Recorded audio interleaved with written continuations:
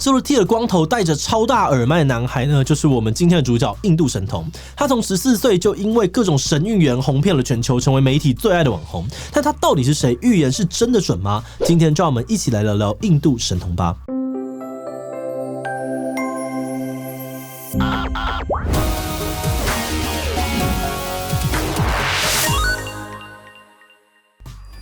Hello， 大家好，我是志祺。2月中，印度神童再次出现了震撼的预言，他特别点名了台湾、香港、英国以及丹麦要在5月之前特别注意3件事，包含疫情对于经济和大自然的威胁、可能发生的极端气候以及地缘政治的动荡，希望大家提前做好准备。在媒体口中呢，印度神童是个9度预言成真的奇迹男孩，但在很多的乡民眼里，他有不少人觉得这位神童整天胡言乱语，根本是不折不扣的印度神棍。那么，这位充满争议的男孩到底是谁？他的预言真的有新闻说的那么准吗？这集我们就一步一步的来看印度神童的成长背景、他爆红的原因，以及他的预言之中有哪些正确和失败的案例吧。不过在开始之前呢，按照惯例，先让我们进一段工商服务时间。NVIDIA GTC 人工智慧大会即将在3月21到3月24全球同步线上登场。这次活动最大的亮点，除了3月22日晚上11点有 NVIDIA 的执行长黄仁勋主题演说之外， GTC 还邀请了各大产业专家，包含了像是 Epic Games、皮克斯、Meta 还有宾士等等，一共将带来超过900场的精彩讲座。同时他们也会事先提供 PDF 讲义，让你更方便的掌握内容。那如果你喜欢实作练习， GTC 也还有 DOI 深度学习实作坊，可以让你亲自动手做 AI，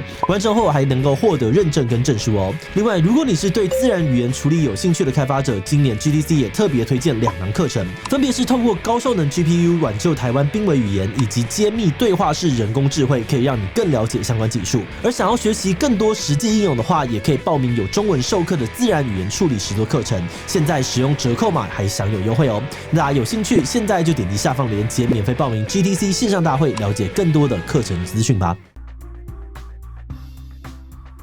印度神童本名叫做阿比吉亚·阿南德，出生于2006年。那根据我们查到的资料，他从小就是一个非常特别的孩子。像印度媒体报道呢，阿南德2岁的时候就可以认出40多种的国旗，8岁的时候他也学会了包含德文、英文、梵文在内的5种语言，展现出了惊人的学习天赋。而当别人还在妈妈10块的年纪呢，阿南德已经开始研究印度传统的阿育吠陀医学，甚至可以识别100多种药草。而他的爸妈表示呢，当阿南德的妹妹罹患登革热的时候，也是在阿南德的建议之下，使用了正确的药方，才成功的医治了妹妹。而从10岁开始，阿南德对于吠陀占星术产生了浓厚的兴趣，学习用印度古老的占星方法预测未来会发生的事情，一步一步的成为了占星术士。而惊人的成长经历让阿南德在小小年纪就受到了许多印度媒体的关注，也常常受邀呢到处去演讲，甚至还在大学当过讲师，在印度可说是小有名气。那如果这些报道完全属实的话，叫他神童绝对不为过。2013年左右，阿南德的家人帮他创立了 YouTube 频道。一开始频道内容非常的朴实哦，大部分是阿南德和妹妹朗诵印度史诗的影片，或是一些煮饭啊、做菜的生活 vlog。而这段时间呢，他们的频道没有受到太多的瞩目，观看数并不是很高。后来阿南德开始把他的占星结果放到频道上面，希望能够吸引一些喜欢占星学、喜欢预言的观众前来订阅。不过阿南德没有想到的是，在2019年8月22日，他上传的一支影片不只改变了他的人生，更是直接奠定了他神一般的地位。在影片中，阿南德预言从2019年的11月开始，世界将会陷入一场大灾难，而这场灾难呢，很可能是一场疾病，并且会在2020年的3月到4月之间达到高峰。而这段时间内呢，航空、汽车等运输业会受到影响，很可能会遭到严重的打击。而后来发生的事情，我们也都知道了，肺炎的疫情真的在2019年的年底出现，并且在隔年春天席卷全球，让世界各地陷入了前所未有的灾难。同时，为了防疫，各国开始封城、停止航班，全球的交通活动几乎停摆，跟阿南德当初说的内容高度的吻合。疫情爆发之后，大家纷纷回来朝圣这支影片，许多人留言表示自己原本不相信占星术，但这个预言实在是太不可思议，让他们决定追随阿南德，这让阿南德的频道1个月暴增了100万订阅，也把他的知名度推上了世界舞台。一战成名的阿南德继续在频道上面跟百万的信众分享占星结果，而且很多关键的大事好像也都被他持续的命中。像是阿南德曾经说过，2020年的12月20日将会出现全球性灾难，结果英国首相呢就真的在那几天宣布他们发现了新的变种病毒，全球再度绷紧神经，跟阿南德预言的时间点刚好吻合。而他也曾经预测呢，虚拟货币的价格将会在2020年的11月底之前破纪录，没有想到呢，比特币还真的在11月时创下了历史新高的价位。而另外，去年11月，阿南德特别提醒大家哦，接下来几个月全球将会有地缘政治的问题产生。结果几个礼拜前，乌俄战争还真的开打了，让网友们惊呼不可思议。而准到怕的预言呢，让阿南德在不少人的心中成为了先知一般的存在。但随着他的名气越来越响亮，也开始有人跳出来质疑说：“这个印度神童真的有那么神吗？”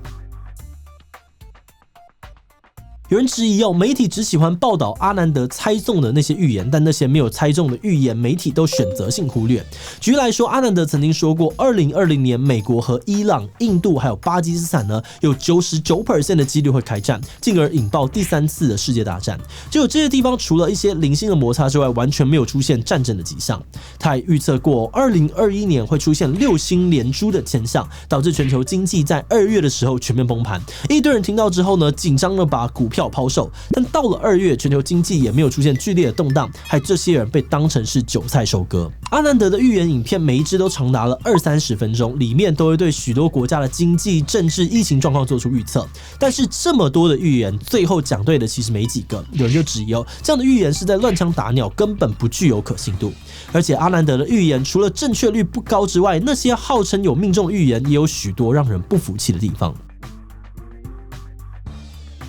很多时候，阿南德预测的都是一个笼统的大方向，像是世界会出现戏剧性的改变、负能量来袭这种模糊的叙述。而至于详细内容到底是什么，常常要靠大家自己脑补。举例来说呢，阿南德时常要大家小心接下来会发生的天然灾害，像是地震啊、洪水等等。但如果我们去看统计数据，就会发现，以地震次数来说好了，光是瑞士规模5以上的地震，全世界每年都会发生好几千次。更不用讲如果我们又把土石流、豪雨、台风、洪水、干旱、龙卷风、火山爆发的事件通通算起来，几乎就可以说全球每天都有天灾。那么这些天灾到底哪些算在阿南德的预言范围内，就有很大的解释空间了。除了天灾之外，像是疫情反扑、地缘政治危机、国际社会动荡，也是阿南德常常出现的预言内容。而这些预言本来就是在世界上面每天都在不同国家发生的问题，基本上不会预言失败。很多人批评这种笼统的猜测只不过是阿南德的话术，这样子之后不管发生什么事情都比较能够自圆其说。